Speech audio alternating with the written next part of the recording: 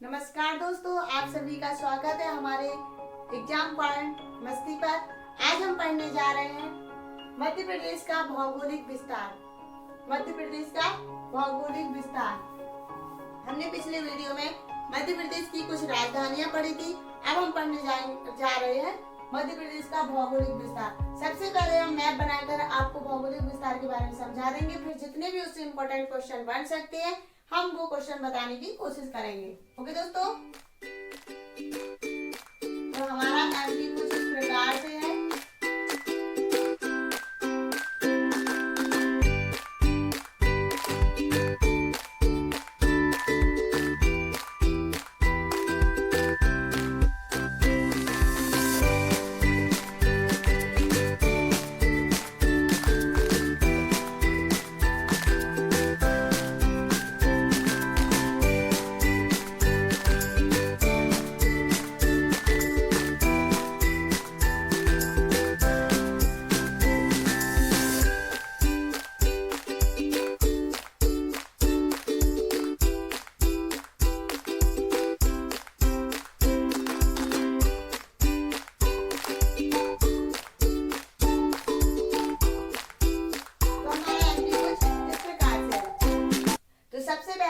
Question आता है कि इसकी लंबाई है कितनी। तो यहाँ पर क्या है, विंड। विंड का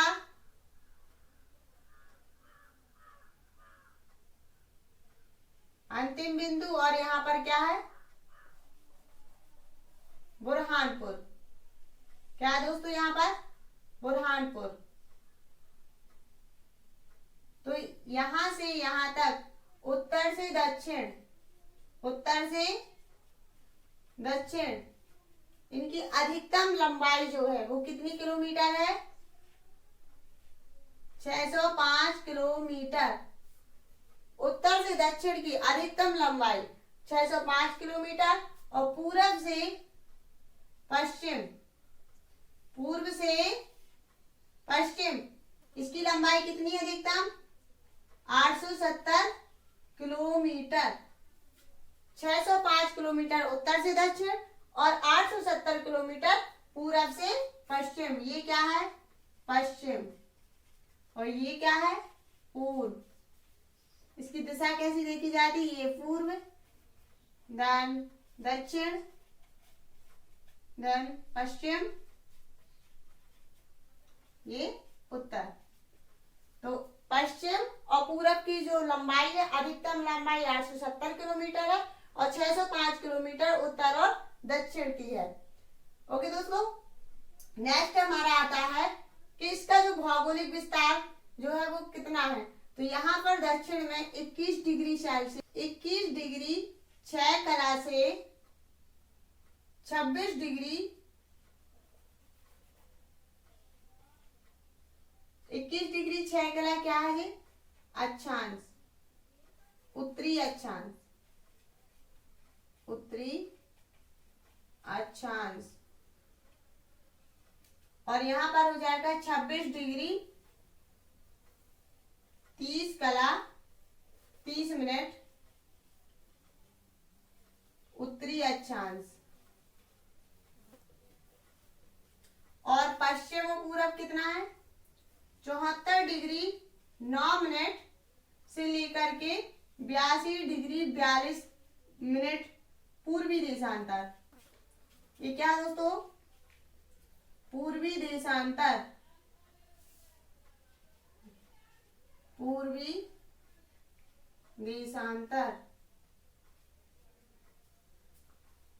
ओके दोस्तों, तो पश्चिमी और पूरब का जो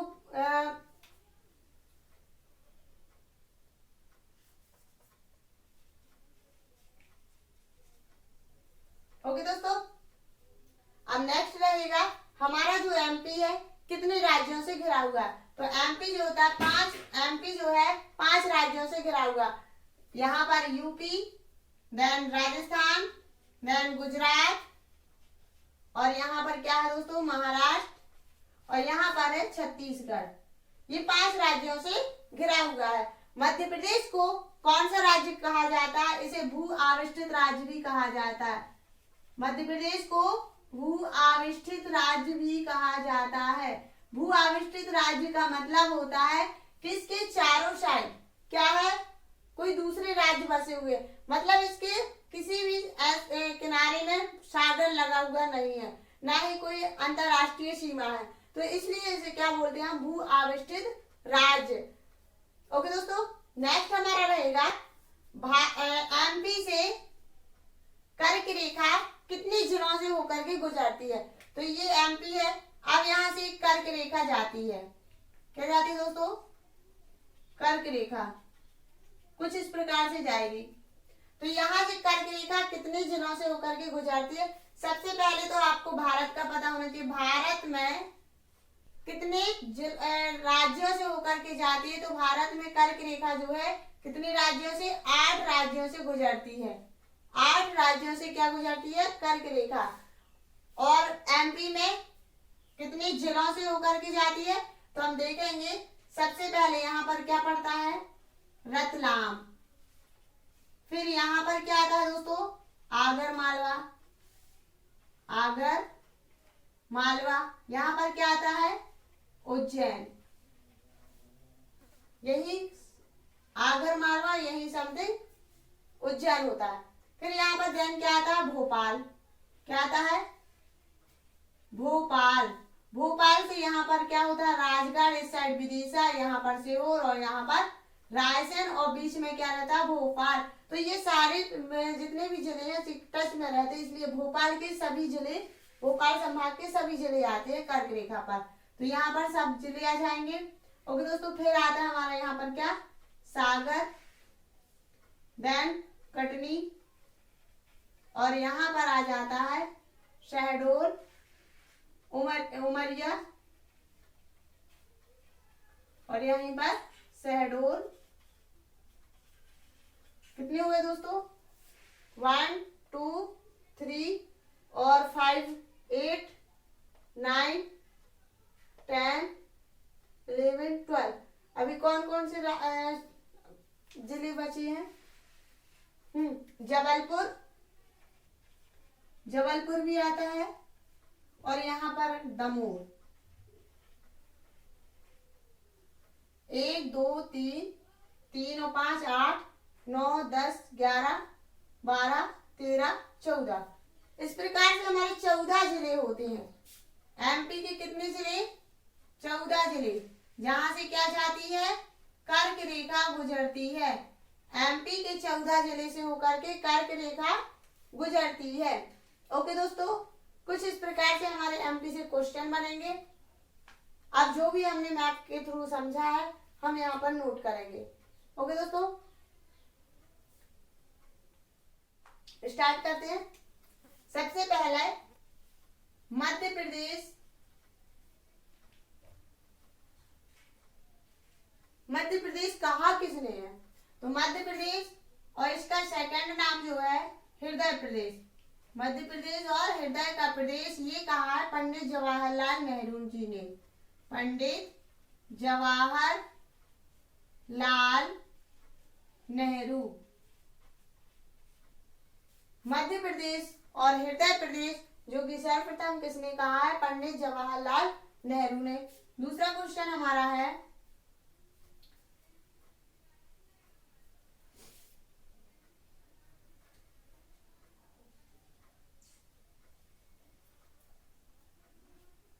मध्य प्रदेश 5 राज्यों से घिरा हुआ है। 5 राज्यों से घिरा हुआ है। अब 5 राज्य कौन कौन है वो लिखेंगे हम। पहला उत्तर प्रदेश, दूसरा राजस्थान,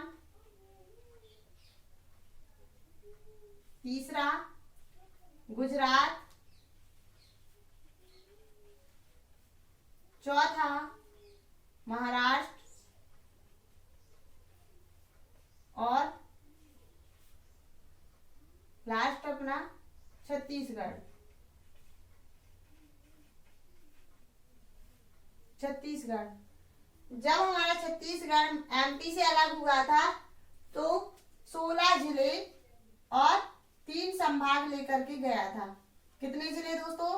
16 जिले। 61 जिले टोटल थे, उसमें से 16 जिले और 3 संभाग लेकर के गया था। फिर हमारे 45 जिले बचे थे और 45 जिले से होकर के आज 55 जिले हो गए हैं। ओके दोस्तों, तो ये कुछ छत्तीसगढ़ के बारे में डिटेल्स थी। तो ये छत्तीसगढ़ से घिरा हुआ है। अब नेक्स्ट हमारा होता है कि मध्य प्रदेश की पूरब से पश्चिम तक की अधिकतम दूरी जो है, पूर्व से पश्चिम तक की अधिकतम दूरी, अधिकतम दूरी कितनी है दोस्तों?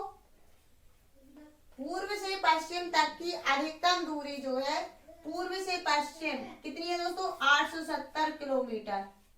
870 किलोमीटर। इसी प्रकार आपकी उत्तर से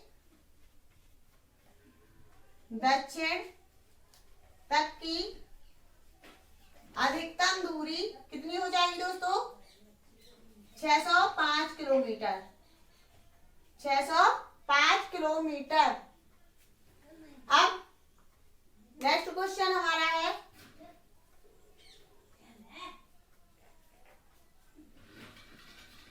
नेक्स्ट क्वेश्चन होगा कि मध्य प्रदेश को भू आविष्टित राज्य भी कहा जाता है।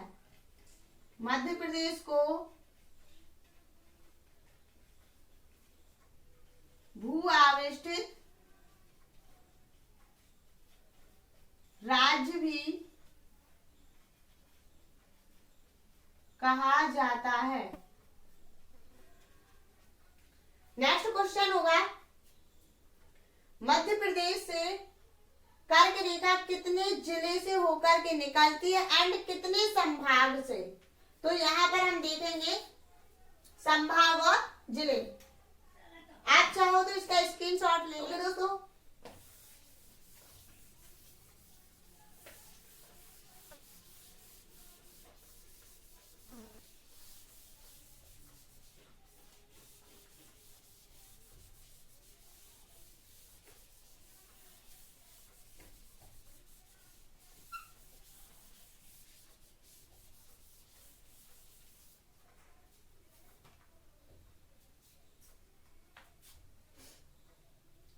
कर्क रेखा क्या दोस्तों? कर्क रेखा। तो कर्क रेखा कितने जिले से होकर के गुजरती है? तो टोटल 14 जिले। अब 14 जिले में से संभाग कितने हैं ये भी देखेंगे हम। तो 14 जिले से होकर के कर्क रेखा गुजरती है। तो सबसे पहला आता है उज्जैन। हम क्रम वाइज पढ़ेंगे जिसके थ्रू हमें क्या रहेगा, याद हो जाएगा।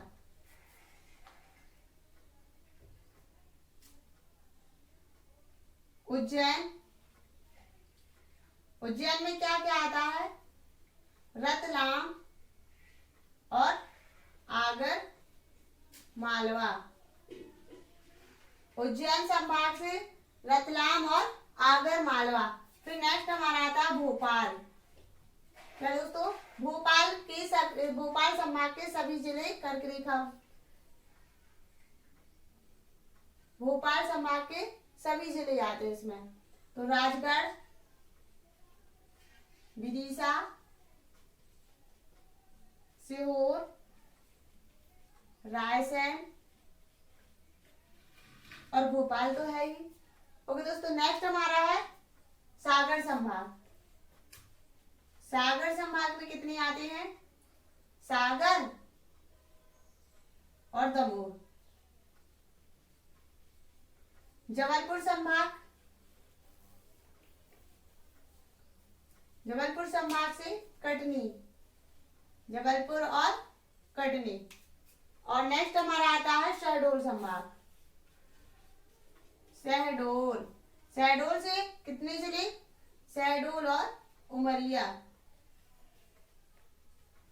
तो टोटल मिला के कितने हुए? 1 2 3 4 5 6 7 8 9 10 11 12 13 14। इस प्रकार हमारे कितने जिले हो गए? 14 जिले, जहां से कर्क रेखा गुजरती है। अब नेक्स्ट हमारा आता है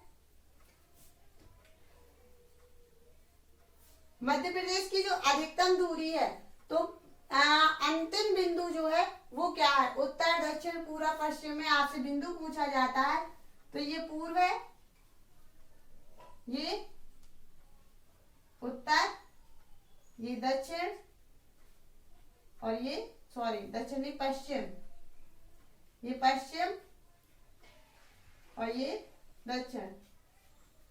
तो मध्य प्रदेश का पूर्व साइड का, कौन सी साइड का? पूर्व साइड में जो अंतिम बिंदु है वो कौन सा है? सिंगरौली। क्या दोस्तों? सिंगरौली। और उत्तर में जो है वो है भिंड, और पश्चिम साइड जो है अलीराजपुर, और दक्षिण में जो है बुरहानपुर। तो यहां पर आपका आ जाता है भिंड,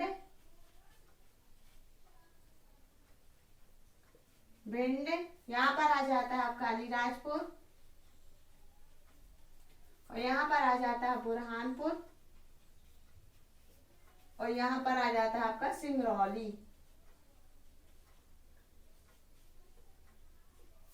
ओके दोस्तों, नेक्स्ट जो पश्चिम साइड है, पश्चिम साइड के पार्ट को हम बोलते हैं दक्कन ट्रैम, दक्कन का ट्रैम, ट्रैम, दक्कन ट्रैम। और इस पूर्वी साइड के भाग को हम बोलते हैं विंध्य। क्या दोस्तों? विंध्य। तो एक क्वेश्चन हमारा हो जाएगा कि पश्चिमी भाग को क्या कहा जाता है? तो दक्कन ट्रैम, और पूर्वी भाग को जो कहा जाता है विंध्य। ओके दोस्तों, नेक्स्ट हमारा रहेगा कि मध्य प्रदेश की पश्चिमी और उत्तरी सीमा कौन बनाता है? चंबल नदी। चंबल नदी के थ्रू क्या बनाई जाती है? ये चंबल नदी है। तो चंबल नदी के थ्रू क्या बनाई जाती है? मध्य प्रदेश की उत्तरी पश्चिमी सीमा। और यहां से ताप्ती नदी निकलती है, तो ताप्ती नदी के थ्रू क्या बनाई जाती है? दक्षिणी सीमा। और यहाँ पर होता है आपकी मैकाल पर्वत श्रेणी, मैकाल पर्वत श्रेणी। मैकाल पर्वत श्रेणी को अर्धचंद्राकार भी कहा जाता है, अर्धचंद्राकार। और पश्चिमी सीमा जो बनाता है वो है राजपीपला श्रेणी। क्या दोस्तों? राजपीपला श्रेणी के थ्रू क्या बनाई जाती है? पश्चिमी सीमा। ओके दोस्तों, तो हम यहाँ क्वेश्चन लिख लेंगे।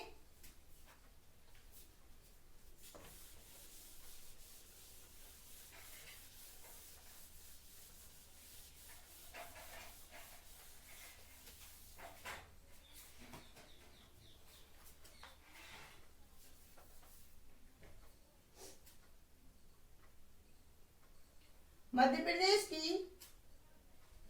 प्रदेश की उत्तरी पश्चिमी सीमा, उत्तरी पश्चिमी सीमा किसके थ्रू बनती है? चंबल नदी, चंबल नदी द्वारा। मध्य प्रदेश की दक्षिणी सीमा, मध्य प्रदेश की दक्षिणी सीमा ताप्ती नदी द्वारा। कौन सी नदी? ताप्ती नदी द्वारा। मध्य प्रदेश की पूर्वी सीमा, मध्य प्रदेश की पूर्वी सीमा किसके थ्रू बनती है दोस्तों? तो मध्य प्रदेश की पूर्वी सीमा बनती है मैकाल पर्वत श्रेणी, मैकाल पर्वत श्रेणी। नेक्स्ट होगा हमारा मध्य प्रदेश की पश्चिमी सीमा। कौन सी सीमा दोस्तों? पश्चिमी सीमा। मध्य प्रदेश की पश्चिमी सीमा जो बनती है वो राजपीपला श्रेणी के थ्रू बनती है, राजपीपला श्रेणी। इस प्रकार से हमारी ये सीमाएं हुई। नेक्स्ट हमारा होगा भारत की मानक समय रेखा। भारत की मानक समय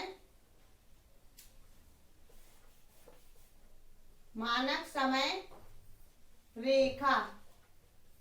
मानक समय रेखा मतलब देशांतर रेखा। देशांतर रेखा कहां से होकर के गुजरती, भारत की मानक समय रेखा जो है कहां से होकर के गुजरती है, तो मध्य प्रदेश का एकमात्र जिला है। मध्य प्रदेश का एकमात्र मतलब इकलौता एकमात्र जिला, जिसका नाम क्या है, क्या दोस्तों, सिंगरौली। मध्य प्रदेश का एकमात्र जिला है सिंगरौली। नेक्स्ट क्वेश्चन होगा मध्य प्रदेश। नेक्स्ट क्वेश्चन क्या होगा दोस्तों, मध्य प्रदेश का जो पूरा वो पश्चिम का समय अंतराल है वो कितना होता होगा, तो मध्य प्रदेश के पूर्व व पश्चिम का समय अंतराल कितना है, आधा घंटा, 1/2 या 30 मिनट बोल सकते हैं इसे, 30 मिनट लगभग। नेक्स्ट क्वेश्चन आता है पृथ्वी का केंद्र बिंदु।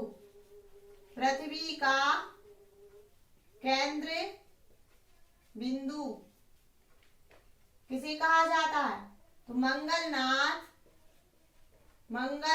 मंदिर कहां पर है, ये उज्जैन में।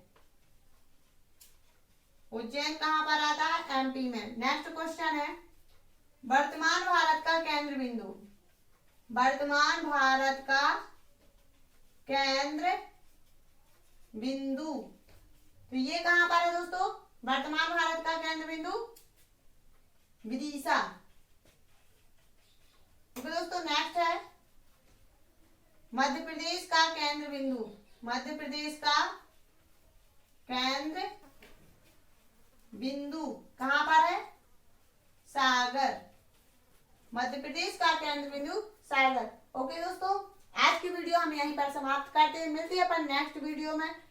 हम पढ़ेंगे नेक्स्ट वीडियो में एमपी के जो जिले राजस्थान, यूपी, गुजरात, महाराष्ट्र, छत्तीसगढ़ से टच में जिले हैं उन सब के बारे में पढ़ेंगे, और कौन कौन से राज्य टच में नहीं है, कौन कौन से राज्य नहीं, कौन कौन से जिले राज्यों से टच नहीं है, वो हम सब नेक्स्ट वीडियो में पढ़ेंगे।